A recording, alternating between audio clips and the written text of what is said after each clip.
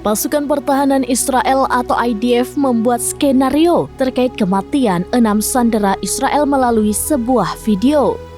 Dalam video tersebut menunjukkan juru bicara IDF Laksamana Muda Daniel Hagari turut terowongan Hamas di Rafah. Terowongan tersebut diklaim sebagai lokasi 6 sandera Israel yang tewas terbunuh. Terlihat terowongan itu penuh dengan botol-botol urin, pakaian wanita, dan noda darah tercecer di tanah. Juru bicara militer Israel Daniel Hagari mengklaim 6 sandera itu dibunuh oleh 2 pria bersenjata gerakan Hamas 2 hari sebelum mereka ditemukan. Melihat kondisi terowongan tersebut, Daniel Hagari menduga bahwa tahanan Israel sangat menderita di sandera Hamas. Namun faktanya, sejumlah sandera yang bebas beberapa waktu lalu justru mengungkapkan hal berbeda. Para sandera mengaku diperlakukan dengan baik dan memuji kebaikan Hamas.